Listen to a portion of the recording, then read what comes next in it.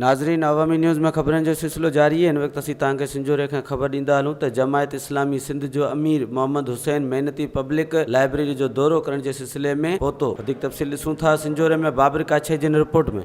जमायत इस्लामी सिंध जो अमीर मोहम्मद हुसैन मेहनती वफ़द सां गॾु सिंजोरे में पब्लिक लाइब्रेरी जो जाइज़े वठण जे सिलसिले में पहुतो, जिते हुन पब्लिक लाइब्रेरी में मौजूदु किताबनि जो मुतालो कयो ऐं लाइब्रेरी बाबति ॼाण हासिलु कई।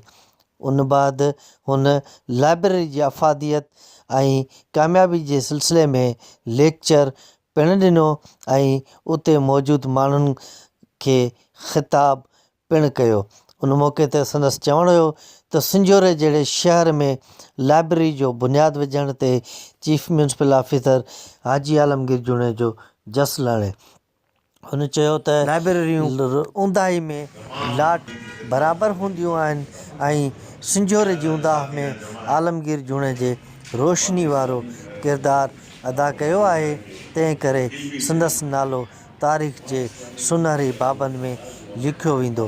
हुन जो चवणु हुयो त मौजूदा हालतुनि में पाकिस्तान तमामु गंभीर हालतुनि मां गुज़रे पियो। ज़रूरत उन ॻाल्हि जी आहे त असां वोट ॾियणु वक़्तु सही उम्मीदवार जी सिलेक्शन कयूं।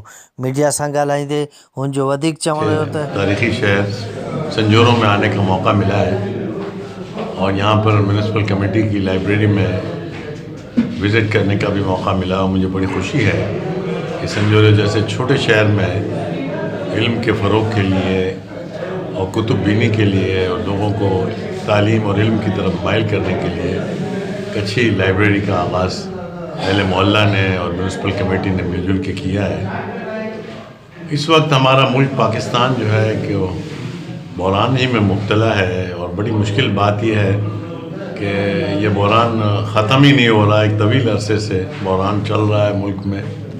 नई हुकूमत के आने के बाद इस बात के इम्कानात थे कि मुल्क में जो इस वक्त टकराव की कैफियत है वो ख़त्म हो और मुल्क में अमन व सुकून आए और लोग जो हैं चैन से रह सकें। लेकिन हमें बड़ा अफसोस है कि नई हुकूमत के आने बाद पाकिस्तान की पार्लियामेंट में भी, पाकिस्तान के सूबाई जो हमारी असम्बलियाँ उनमें भी एक महाज़ाराई की कैफियत है, एक टकराव की कैफियत है और उसकी वजह से अवाम में बड़ी बेचैनी पाई जाती है कि अगर हमारे इदारों में ही इस तरह से गुत्थम गुत्था रहे लोग और जो है टकराव की कैफियत रही तो मुल्क में किस तरह से अमन कायम हो सकता है।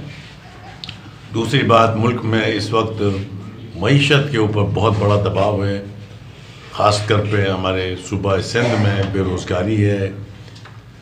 लोग ज़राअत के अंदर जो मुब्तला हैं, ज़राअत करते हैं, उनको उनकी अशिया की कीमतें सही वसूल नहीं हो रही हैं। उसकी वजह से हमारे सूबे में ज़राअत जो है वो भी अंडर प्रेशर पाई जाती है। जॾहिं त तक़रीब खे शहरी इतिहाद अॻवान गुलशाह पठान, जमायत इस्लामी सांगड़ ज़िले जे अमीर रफ़ीक अहमद मंसूरी, जमायत इस्लामी यूथ विंग सांगड़ ज़िले जे अॻवान doctor Sohail Ismail, municipal committee जे डिप्टी अकाउंटेंट अमजद अली जट ऐं ॿियनि पिणु ख़िताब कयो।